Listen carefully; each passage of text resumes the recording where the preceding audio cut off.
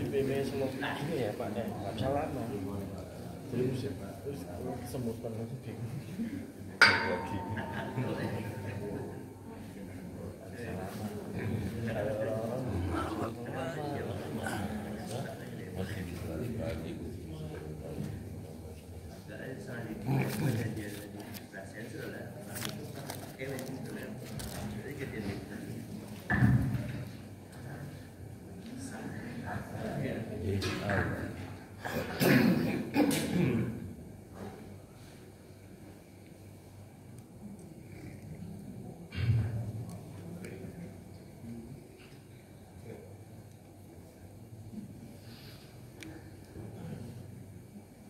أعوذ بالله من الشيطان الرجيم.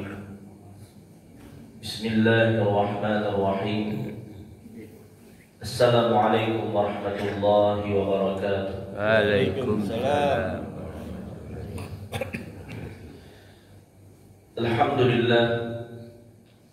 الحمد لله الذي هدانا لهذا وما كنا لنهتدي لولا أن هدانا الله. أشهد أن لا إله إلا الله وحده لا شريك له وأشهد أن محمدا عبده. شكر hadir Allah Azza wa Jalla. Alhamdulillah, Allah Subhanahu wa Ta'ala senantiasa memberikan kepada kita berbagai macam nikmat dan karunia, sehingga pada subuh ini kita berkumpul di rumah Allah Subhanahu wa Ta'ala untuk melaksanakan ibadah dan ketaatan kepadanya serta menghadiri majelis ilmu. Kemudian salawat dan salam kita mohonkan kepada Allah agar disampaikan kepada Nabi kita Nabi Muhammad sallallahu alaihi wasallam. Allahumma salli ala Muhammad wa ala ali Muhammad. Semoga salawat dan salam juga tercurah kepada keluarga beliau, kepada ummahatul mukminin, kepada para sahabat dan orang-orang yang mengikuti beliau dengan benar hingga hari kiamat. Bapak Ibu rahmati Allah Subhanahu wa Ta'ala, kajian kita pada subuh ini adalah tentang akidah, dan pembahasan akidah kita pada subuh ini yaitu makna dari dua kalimat syahadat. Makna dari dua kalimat syahadat. Karena kalimat syahadat ada dua, kita ambil penggalan yang pertama dari dua kalimat syahadat itu sendiri, yaitu asyhadu an la ilaha illallah. Adapun wa asyhadu anna Muhammadar Rasulullah akan kita bahas pada pertemuan-pertemuan yang berikutnya. Sebelum kita membahas asyhadu an la ilaha illallah, apa itu akidah? Ya. Dan kenapa ada pembahasan ilmu akidah? Akidah ini berasal dari kata aqdun, yang artinya ikatan. Ikatan yang kuat. Adapun secara istilah, akidah ini adalah ma yaqidu bihil insan qalbahu, sesuatu yang manusia mengikat hatinya. Artinya apa yang dia yakini dengan sebenar-benarnya, dengan hatinya, itu disebut dengan akidah. Dan kenapa ada ilmu akidah? Sebenarnya ketika Nabi Muhammad SAW mendapatkan wahyu dari Allah dan mengajarkan agama kepada manusia, dulu belum ada pembagian ilmu. Belum ada ilmu seperti akidah atau tafsir atau fikih atau usul fikih atau nahwu, sharaf, dan berbagai macam ilmu agama yang kita kenal sekarang. Yang membuat ilmu akidah adalah ijtihad para ulama. agar umat Islam memahami agama dengan bidang-bidangnya. Kalau dia ingin meyakini sesuatu, dia belajar akidah. Dia ingin menguasai bahasa Arab, mempelajari nahwu, sharaf, balaghah. Kalau ingin dia tahu hukum Islam, dia belajar fikih. Ini para ulama, jasa para ulama yang mereka membagi-bagi keilmuan agar umat Islam mudah memahami agamanya. Sebenarnya Islam itu, ya Islam itu juga, itulah agamanya, itulah ilmunya. Namun para ulama kasih dan sayang kepada umat Nabi Muhammad SAW, maka mereka membuatkan bidang-bidang keilmuan dalam Islam. Tujuannya untuk memudahkan kita mempelajari agama Allah Subhanahu wa Ta'ala. Perkara akidah ini sesuai pengertiannya tadi terkait perkara hati. Ma yaqidu bihil insan qalbahu. Apa yang harus diyakini dalam hati seseorang? Ilmu seputar keyakinan. Itulah makna dari akidah. Sekarang kita masuk kepada kalimat syahadat yang pertama. Asyhadu an la ilaha illallah. Apa makna dari asyhadu an la ilaha illallah? Dan apa konsekuensi yang harus kita amalkan apabila kita telah mengucapkan asyhadu an la ilaha illallah? Terjemahannya sama-sama tahu. Asyhadu, aku bersaksi. An, bahwasanya la ilaha, tidak ada Tuhan illallah, kecuali hanya Allah. Ini pasti semuanya kita sudah mengetahui terjemahannya. Lalu apa makna yang lebih mendalam dari kalimat la ilaha illallah? Para ulama akidah menjelaskan dalam kalimat la ilaha illallah ada dua rukun. Ada dua rukun dari kalimat la ilaha illallah. Rukun yang pertama pada kalimat la ilaha, dan rukun yang kedua terdapat pada kalimat berikutnya illallah. Ya, ada dua rukun dari kalimat la ilaha illallah. Rukun yang pertama la ilaha, rukun yang kedua illallah. Baik. Rukun yang pertama la ilaha, yang kita artikan dengan tidak ada Tuhan.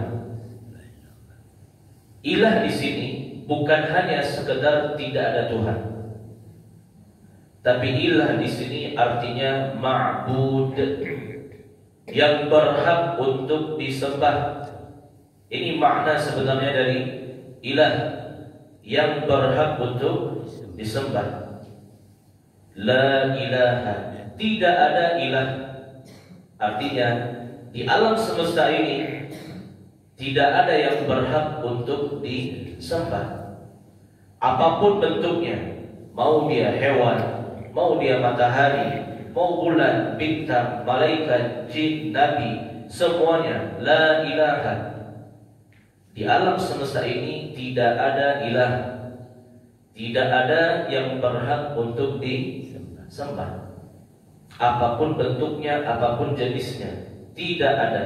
Ini rukun yang pertama, menafikan, meniadakan seluruh ilah yang ada di alam semesta. Bahasa Arabnya an-nafyu al-'am, peniadaan yang sifatnya menyeluruh. Di alam semesta ini tidak ada yang berhak dijadikan untuk ilah, enggak ada yang berhak untuk disembah. Rukun yang kedua terdapat pada penggalan berikutnya, illallah, kecuali hanya Allah. Disebut dengan al-itsbat al-khas, penetapan yang khusus. Setelah kita meniadakan seluruh ilah yang ada di alam semesta, kita hanya menetapkan ilah yang satu, sembahan yang satu, yaitu illallah, kecuali hanya Allah. Nah, ini dua rukun dari kalimat la ilaha illallah. Mohon maaf kalau kalimatnya berulang-ulang supaya kita bisa memahaminya dengan baik. La ilaha illallah terdiri dari dua rukun. Rukun yang pertama, la ilaha, an-nafyul 'am, peniadaan yang sifatnya umum, tidak ada satupun yang berhak dijadikan sebagai sembahan di alam semesta ini.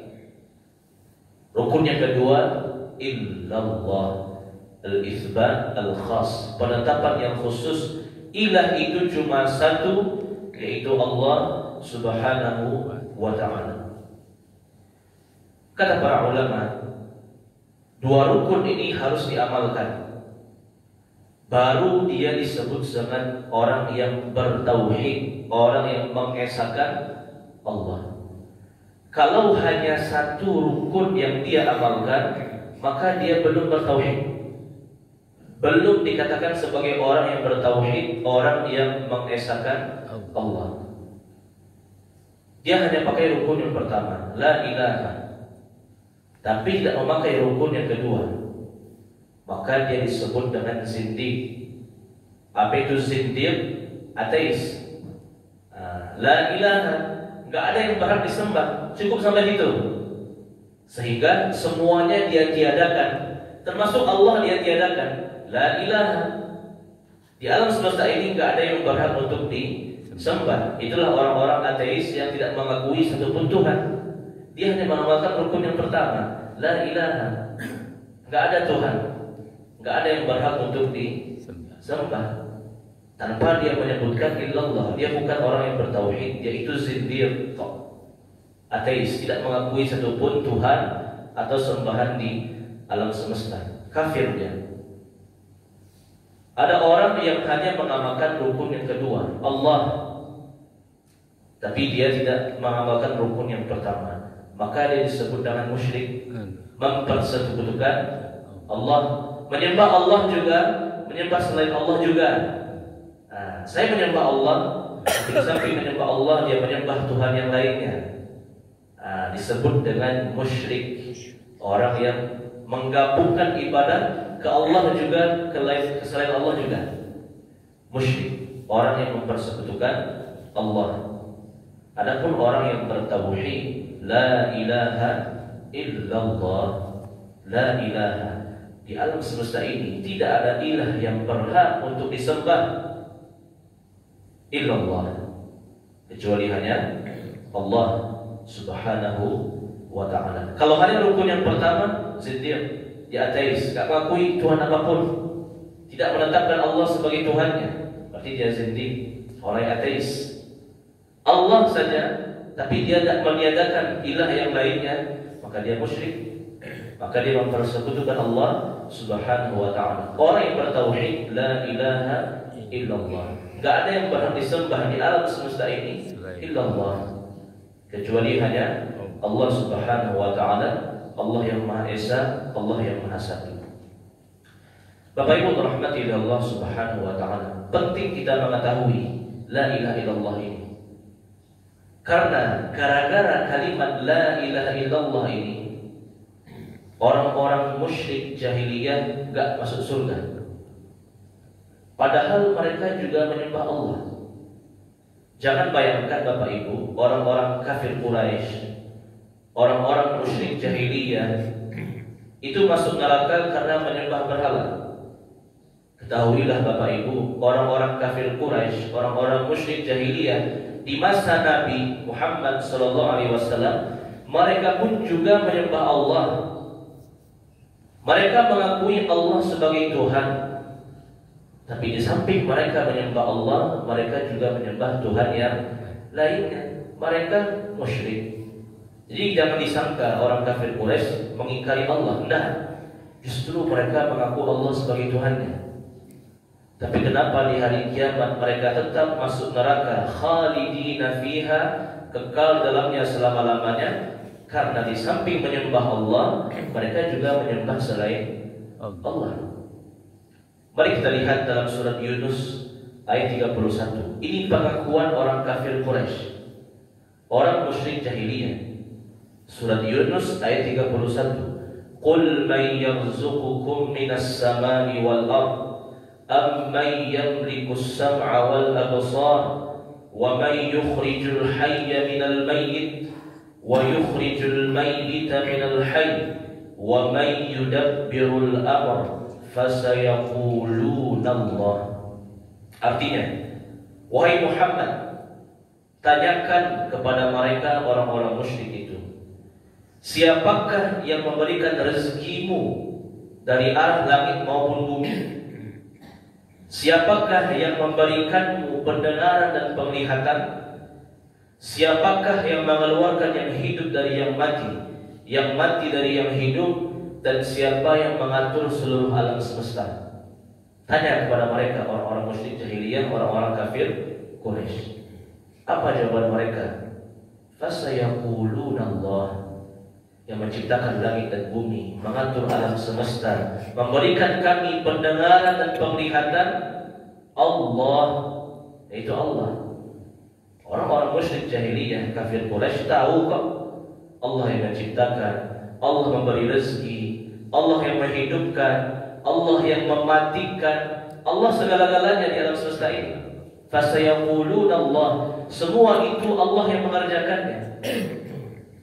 Tapi kenapa di hari kiamat mereka tetap masuk neraka, gak masuk surga? Karena di samping mereka menyembah Allah, mereka juga menyembah selain Allah.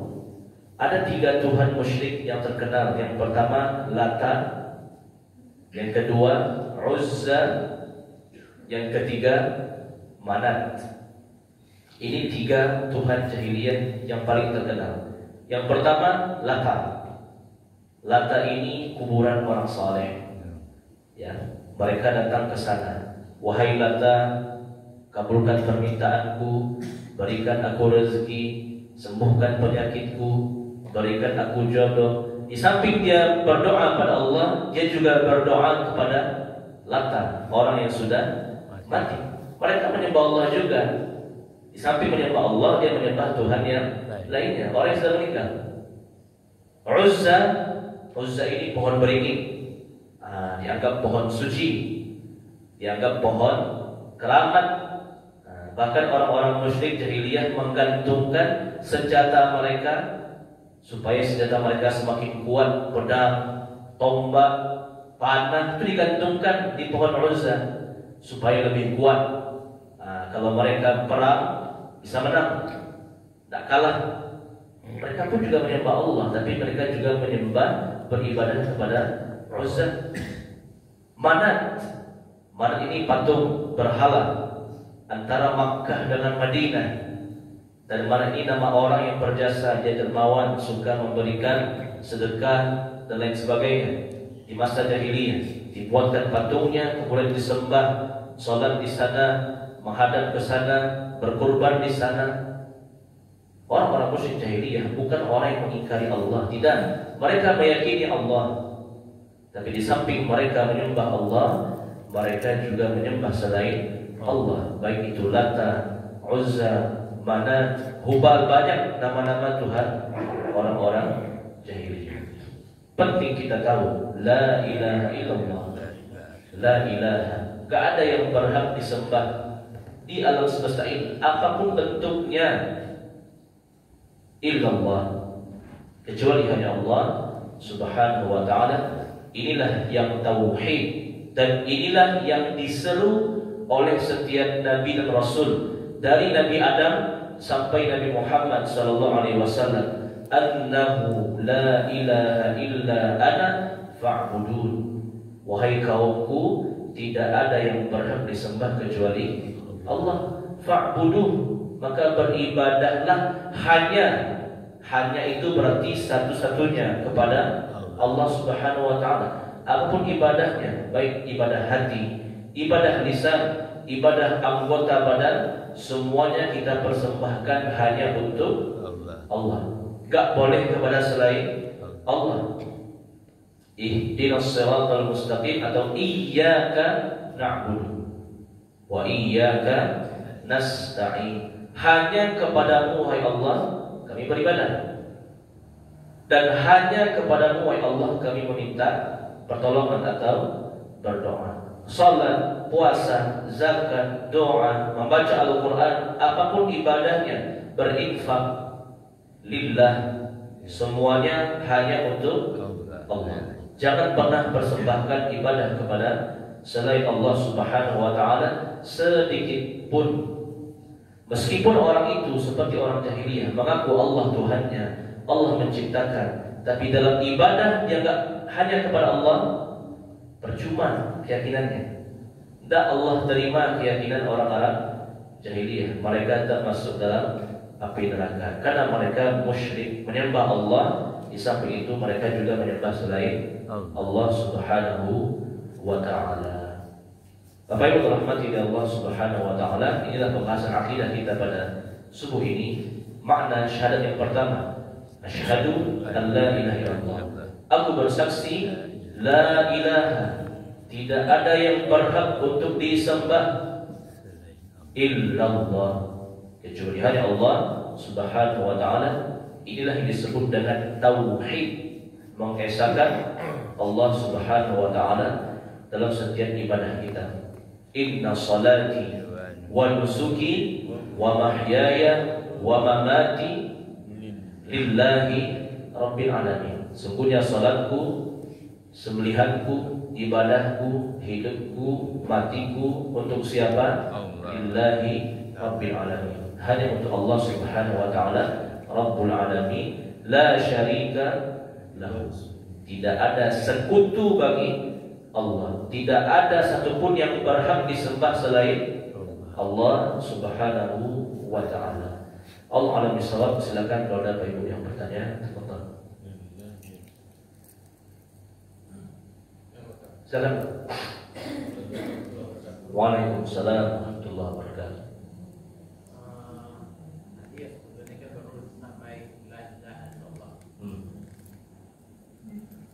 Tadi yang bikin saya jadi bertanya kan ada bentuknya tidak boleh selain Allah.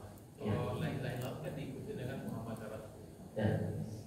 Muhammad kan manusia. Allah saja bersalawat karena yang mengatakan salawat lebih dari sholat, Allah itu bersalawat. Iya. Nah ini kan juga kayak manusia. Ini yang pertama. Dan kaitannya ya di kita misalnya safar ke makam Syekh Abudin. Itu kaitannya apa dengan ibadah atau gimana? Baik. La ilaha illallah ini terkait ubudiyah, penyembahan. Muhammadur Rasulullah terkait ittiba', mengikuti, mentauladani, ya, bukan dalam rangka ibadah. Namanya Muhammad tetap manusia. Nabi Muhammad sallallahu alaihi wasallam manusia. Dalam surat Al-Kahfi ayat 110 Allah mengatakan, "Qul innama ana basyarun mithlukum." Katakanlah wahai Muhammad, ana basyarun mithlukum. Aku ini manusia biasa seperti kalian. Berarti tak boleh disembah. Tak boleh kita menyembah Nabi Muhammad. Ya, karena Muhammad bukanlah Tuhan. Muhammad bukanlah sembahan. Ana basyarun mithlukum. Aku ini manusia biasa seperti kalian. Yuha ilayya. Namun aku mendapatkan wahyu, kamu tidak. Aku dapat wahyu, kamu tidak. Tapi aku adalah basyarun mithlukum, manusia biasa seperti kalian. Yuha ilayya, tapi bedanya aku mendapatkan wahyu dari Allah. Annama ilahukum ilahun wahid, yaitu ilahmu, sembahanmu, ilah yang satu, yaitu Allah. Jadi Nabi Muhammad itu nggak boleh kita berdoa kepadanya, salat kepadanya, tidak. Terus bagaimana dengan salawat? Salawat itu doa kepada Allah. Allahumma salli ala Muhammad. Allahumma ya Allah, bukan ya Muhammad. Allahumma itu artinya ya Allah. Allahumma ya Allah salli ala Muhammad. Anugerahkan salawat kepada Muhammad. Apa makna salawat Allah kepada makhluk? Salawat Allah kepada makhluk bukan berarti Allah bersalawat kepada yang tidak mungkin. Ya, Allah bersalawat pada makhluk artinya Allah menganugerahkan berbagai macam karunia, kebaikan, ampunan dan rahmat. Itu makna salawat Allah kepada makhluk. Bukan berarti Allah itu mengucapkan Allahumma shalli ala Muhammad. Nah, ini keliru. Salawat Allah kepada Nabi Muhammad itu Allah anugerahkan berbagai macam kebaikan berupa pahala, ampunan, derajat yang tinggi, surga yang tinggi. Itu maknanya. Man shalla alayya salatan wahidatan sallallahu alaihi biha ashra. Kata Nabi, siapa saja yang bersalawat untukku satu kali, Allah akan bersalawat kepadanya 10 kali. Ya, salawat kita manusia, malaikat dengan mengucapkan lafaz Allahumma shalli ala Muhammad wa ala ali Muhammad.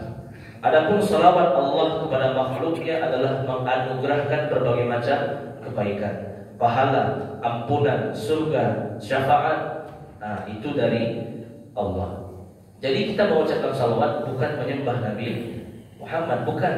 Dari lafaznya saja Allahumma, wahai Allah. Ini kan doa kepada Allah. Salli ala Muhammad, anugerahkan salawat yaitu berbagai macam kebaikan ala Muhammad, kepada Muhammad, wa ala ali Muhammad, dan juga anugerahkan kebaikan kepada keluarga Muhammad.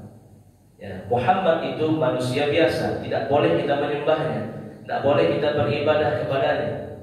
Ketika Nabi Muhammad SAW meninggal dunia, wafat, gempar semua kaum muslimin di kota Madinah. Bahkan Umar bin Khattab tidak percaya Nabi Muhammad meninggal. Sampai Umar bin Khattab mengatakan, siapa saja yang mengatakan Muhammad sudah meninggal dunia, aku akan potong tangannya. Begitu kata Umar bin Khattab. Di tengah kegemparan tersebut berdiri sahabat yang mulia Abu Bakar As-Siddiq radhiyallahu anhu. Beliau berusaha menenangkan para sahabat yang lainnya. Beliau berdiri di atas mimbar, kemudian beliau mengatakan, amma ba'du, faman kana ya'budu Muhammadan fa innahu qad mata, wa man kana ya'budu Allah fa innahu hayyun la yamut. Amma ba'du, wahai para sahabatku, siapa saja yang menyembah Muhammad, ketahuilah Muhammad sudah wafat. Dan siapa saja yang menyembah Allah, ketahuilah Allah maha hidup dan tidak akan pernah mati. Nah, kita itu menyembah Allah, termasuk Nabi Muhammad itu menyembah Allah.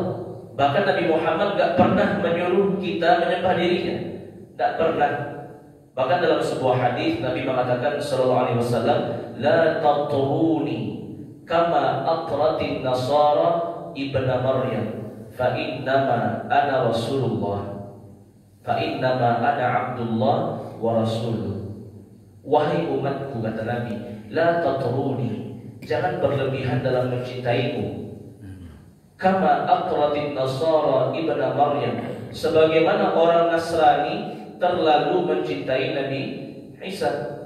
Akhirnya apa? Menjadikan Nabi Isa sebagai Tuhan. Jangan tiru mereka. Jangan tiru orang Nasrani yang menjadikan Nabi Isa sebagai Tuhannya. Jangan kalian umat Islam menjadikan aku sebagai Tuhan. Jangan. Fa innama ana Abdullah, aku ini hamba Allah, ciptaan Allah, makhluk Allah, wa rasuluhu, dan aku adalah Rasul, itu utusan Allah. Jadi Nabi Muhammad itu basyarun mithlukum, manusia biasa seperti kalian. Yuha ilaih, namun beliau mendapatkan wahyu. Apa wahyunya? Annahu ilahun wahid, Allah itu sembahan yang satu. Kenapa disandingkan asyhadu an la ilaha illallah wa asyhadu anna Muhammadar Rasulullah? Bukan berarti kita menyembah Muhammad. La ilaha illallah untuk ubudiyah, penyembahan kepada Allah. Muhammadun Rasulullah ittiba', untuk mengikuti, menauladani. Qul in kuntum tuhibbunallah fattabi'uni. Apabila kamu betul-betul mencintai Allah, tauladanilah Muhammad. Muhammad bukan untuk disembah, tapi untuk ditauladani, diamalkan sunnahnya, beribadah sesuai contoh beliau. Ini dia. Penyandingan di sini bukan untuk ibadah, bukan. Ibadah hanya untuk Allah. Muhammad kenapa disandingkan dengan Allah? Bukan dalam rangka ibadah, tapi untuk ittiba', untuk menauladani, mengikuti, mengamalkan sunnahnya. Siapa yang mengaku mencintai Allah, maka dia wajib mengikuti Rasulullah Sallallahu Alaihi Wasallam. Yang kedua, terkait dengan berziarah kubur, perlu kita ketahui, ziarah kubur ini bukan untuk berdoa kepada orang meninggal, meminta kepada orang yang meninggal. Berziarah kubur, kata Nabi, yuzakkirukum bil maut, untuk mengingat kematian. Ya, dengan kita berziarah kubur, kita ingat mati. Kita akan mati seperti mereka. Kita akan menyusul mereka. Bagaimanapun kita hidup di dunia, gak akan selamanya. Kita pun akan mati seperti orang yang sudah dikubur. Itu tujuan pertama dari ziarah kubur. Yuzakkirukum bil maut, mengingat kematian. Ya. Yang kedua, ad-du'a'u lil mayyit, mendoakan orang yang sudah meninggal. Bukan meminta doa kepada orang yang sudah meninggal. Kita mendoakan orang yang sudah meninggal, karena orang yang meninggal ini kita nggak tahu nasibnya. Apakah dia dapat nikmat kubur atau sedang diazab di kuburnya. Orang meninggal dunia tidak punya kuasa. Jangankan mengabulkan doa kita, dia pun nasibnya tergantung Allah. Kalau dia orang yang beriman, dia mendapatkan nikmat kubur. Kalau dia orang yang berbuat dosa, orang kafir, dia diazab di kuburnya. Jangankan untuk menyelamatkan orang lain, untuk menyelamatkan diri dia sendirinya bisa. Nah, jangan kita meminta kepada orang yang sudah meninggal dunia. Kita berziarah kubur boleh. Bahkan Nabi menganjurkannya, ala fazuruha, ziarahilah kubur. Tapi apa tujuannya? At-tadhkiru bil maut. Yang pertama, mengingat kematian. Yang kedua, ad-du'a'u lil mayyit, mendoakan untuk, bukan minta ya, untuk orang yang sudah meninggal dunia. Mau siapapun kuburannya, dari kuburan kaum muslimin, kuburan orang tua kita, kuburan keluarga kita, kuburan misalkan ulama atau ustaz, itu tujuannya mengingat kematian dan mendoakan orang yang dikubur, bukan meminta kepada orang yang berada di kuburan. Karena mereka semua manusia biasa yang tergantung kepada Allah Subhanahu wa ta'ala. Yang mana manusia di masa hidupnya saja kita minta ke dia, belum tentu dia bisa beri. Konon lagi kalau dia sudah meninggal dunia, nggak bisa lagi dia memberi apa-apa. Bahkan untuk dirinya sendiri tidak bisa berbuat. Idza mata banu Adam inqata'a anhu amaluhu. Kalau anak Adam sudah meninggal dunia, terputus amalnya. Jangankan ngasih pahala orang lain, untuk dirinya saja dia bisa berbuat lagi. Dia sudah mati, tak bisa lagi sholat, tak bisa lagi puasa, tak bisa lagi apa-apa. Inqata'a anhu amaluhu, terputus semua amalan. Orang meninggal dunia justru mengharapkan doa kita. Orang yang masih hidup mendoakan orang yang meninggal dunia, bukan meminta kepada mereka. Sebagai tambahan, di masa Umar bin Khattab, ya, radhiyallahu anhu, terjadi kemarau, ya, hujan tak turun-turun. Akhirnya apa? Dilaksanakan istisqa, salat meminta hujan. Umar bin Khattab panggil semua rakyatnya melaksanakan salat istisqa. Kemudian selesai salat istisqa, Umar bin Khattab berkhutbah, kemudian berdoa kepada Allah. Allahumma inna kunna natawassalu binabiyyika Muhammadin sallallahu alaihi wasallam, fanahnu al-an natawassalu bi'ammi nabiyyika fa ya Abbas ud'u Allah. Apa kata Umar? Wahai Allah, dulu ketika Nabi masih hidup, kami bertawassul dengannya. Sekarang Nabi sudah meninggal, kami tidak bertawassul dengan beliau karena beliau sudah mati. Wahai Allah, kami bertawassul dengan paman beliau, Abbas. Abbas masih hidup, ya, paman Nabi waktu itu masih hidup namanya Abbas. Wahai Abbas, tolong minta pada Allah agar Allah menurunkan hujan. Padahal rumah Umar bin Khattab dekat sekali dengan kuburan Rasulullah. Bisa saja dia datang ke Rasulullah, wahai Rasulullah, tolong turunkan hujan. Tapi Umar bin Khattab tidak mengamalkan, karena orang meninggal itu tidak punya kuasa apa-apa lagi. Termasuk Nabi Muhammad Sallallahu Alaihi Wasallam. Umar bin Khattab itu cuma 2 jengkal rumahnya dari kuburan Nabi. Kalau dia mau, dia bisa setiap hari datang ke kuburan Nabi. Wahai Nabi, tolonglah turunkan hujan. Kemarau, tidak ada Umar mengatakan seperti ini. Bahkan Umar mengatakan, Inna kunna natawassalu binabiika. Dulu semasa hidup kami bertawassul dengan Nabi Muhammad. Fanahnul an natawassalu bi'ammi nabiika. Adapun sekarang, wahai Allah, kami bertawassul dengan paman Nabi yang masih hidup, bukan lagi dengan Nabi yang sudah meninggal. Maka Abbas berdoa turun hujan. Boleh bertawassul pada orang soleh, boleh. Kalau dia masih hidup. Kalau sudah meninggal dunia, baik dia Nabi Muhammad atau selain Nabi Muhammad, jangan kita kerjakan. Ini enggak ada contohnya dari Rasulullah SAW, para sahabat dan generasi-generasi yang berikutnya. Ya, ini bagian dari masalah tauhid. Ya, Allah a'lam bishawab. Menziarahi kubur untuk mengingat kematian dan untuk mendoakan orang yang di kubur. Bukan minta doa kepada orang yang ada di kuburan. Karena orang yang meninggal dunia tidak punya kuasa apa-apa, bahkan untuk dirinya sendiri. Ya, Allah a'lam bishawab.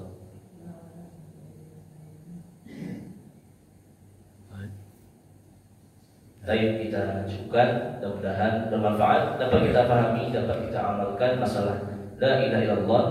Tidak ada yang berhak disembah kecuali hanya Allah Subhanahu wa ta'ala. Terlebih terkurang mohon dimaafkan. Subhanallah wa bihamdik, asyhadu an la ilaha illa anta, astaghfiruka wa atubu ilaik. Wa sallallahu ala nabiyyina Muhammad wa ala alihi wa sahbihi walhamdulillahi rabbil alamin. Billahi taufiq wal hidayah. Assalamualaikum warahmatullahi wabarakatuh. Waalaikumsalam warahmatullahi wabarakatuh.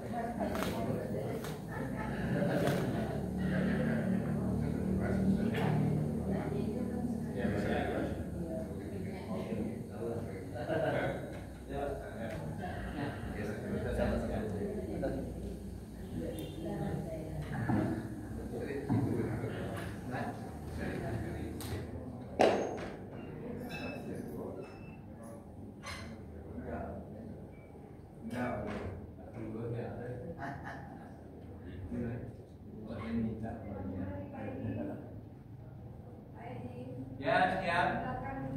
Si Rufi mana dalam? Rufi dalam. Lampu merah saya keluar. Hah? Ini lampu merah bukan lagi pening. Lampu di belakang bukan lagi. Oh, sudah masih 4 jam dari itu. panjang memang nanti kata orang. Nanti kita marahin dia ya.